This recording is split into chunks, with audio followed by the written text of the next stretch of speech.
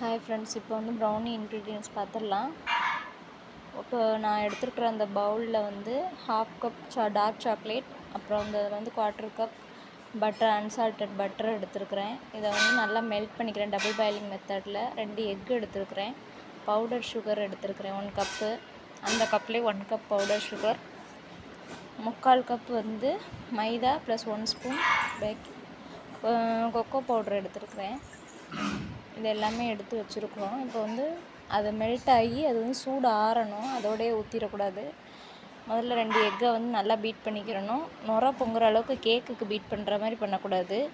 நல்லா பீட் பண்ணிவிட்டு கொஞ்சம் அந்த எக்கு வந்து மிக்ஸ் ஆகிற அளவுக்கு பீட் பண்ணிவிட்டு அதில் வந்து பவுடர் சுகரை போட்டு நல்லா மிக்ஸ் பண்ணிடணும்.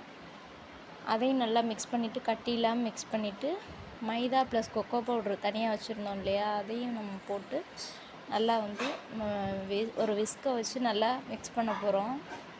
இதில் வந்து பேக்கிங் சோடா வந்து போடக்கூடாது. போட்டால் அது வந்து கேக் மாதிரி ஆயிரும்.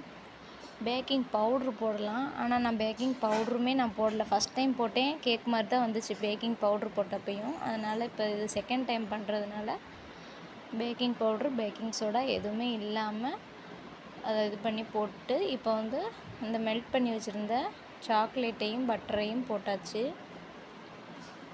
எல்லாத்தையும் போட்டு அதையும் நல்லா மிக்ஸ் பண்ணிக்கிறணும். நல்லா மிக்ஸ் பண்ணிவிட்டு தேவையான நட்ஸு நம்மள்ட்ட என்ன இருக்கும், என்கிட்ட வந்து கேஷ்யூ மட்டும்தான் இருந்துச்சு, அதனால் அதை மட்டும் நான் போட்டு எடுத்து வச்சுருக்கிறேன். பட்டர் பேப்பர் என்கிட்ட கிடையாது, அதனால் ஒரு ஒயிட் ஷீட் எடுத்து அதில் நான் பட்டரை தடவி எங்கள் வீட்டில் இருந்த ஒரு குக்கர்லேயே நான் ஒரு சின்ன பவுல் மாதிரி வச்சு அதில் கீழே பட்டர் ஷீட்டை போட்டு பேட்டரை ஊற்றி நல்லா ஒரு 30 மினிட்ஸ் தான். ஆனால் இடையில நம்ம வந்து ஓப்பன் பண்ணி பார்க்கணும், கருகிடக்கூடாதுல்ல, அதனால் ஓப்பன் பண்ணி பார்த்து எடுத்தேன். உள்ளே ஸ்டிக் பண்ணி பார்த்தேன். ஒரு சைடு வந்து அந்த மெல்ட் ஆன மாதிரி இருந்துச்சு. அது ஒன்றும் பிரச்சனை இல்லை, ப்ரௌனிக்கு நல்லா தான் இருக்கும் அந்த டேஸ்ட்டு.